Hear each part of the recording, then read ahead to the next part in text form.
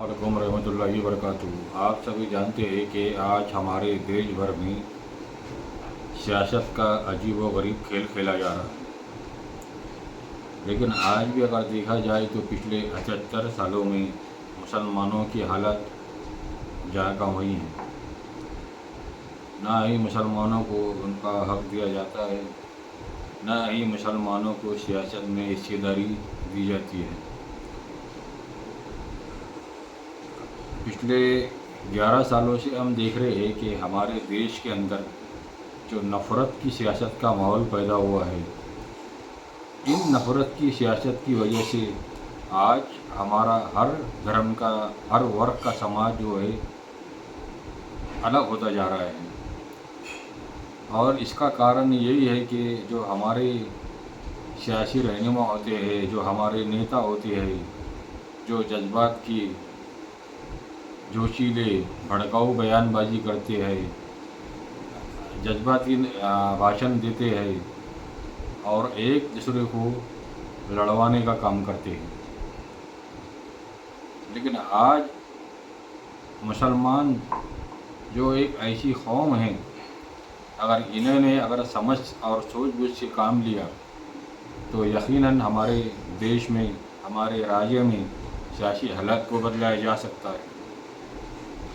जो लोग नफ़रत की सियासत कर रहे हैं उन्हें करने दें, उनको कोई जवाब ना दें। हमारा जो काम है असल सियासत की तरफ ख़त्म रखना। असल सियासत का मकसद क्या है? सिर्फ़ और सिर्फ आवाम की भलाई हो, उनको उनका जायज़ मकाम मिले, और जो हमारे देश में नाइंसाफ़ियाँ हो रही है उनको इंसाफ मिले।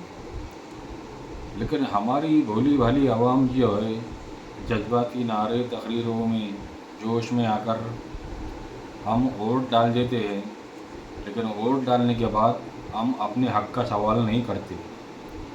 और पढ़े लिखे लोग भी जो है वो भी गलत फ़ैसला लेते हैं, जिससे आज माइनॉरिटी मुस्लिम समाज सबसे ज़्यादा पिछड़ा हुआ है। जो महाराष्ट्र में ख़ास पहचान रखता है माइनॉरिटी मुस्लिम समाज, इनके बारे में कई झूठे और खोखले दावे किए जाते हैं। उनके साथ इंसाफ न्याय करने की बात होती है। जो मुस्लिम समाज जो सबसे ज़्यादा पिछड़ा हुआ है उनको हथेली पे जन्नत दिखाया जाता है, और चुनाव जीतने के बाद ये सारे वोट लेने वाले रफू चक्कर हो जाते हैं। तो हमें सोच और गौर फिक्र करने की ज़रूरत है और सियासी हालात को बदलने की ज़रूरत है।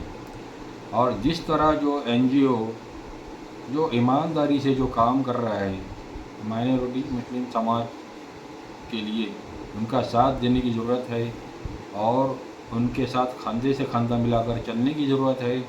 और सियासत में अपनी सोच को बदलने की ज़रूरत है। यकीनन हमारे देश में, हमारे राज्य में, हमारे शहर में ज़रूर तब्दीली आएगी। जय हिंद, जय वेलफेयर।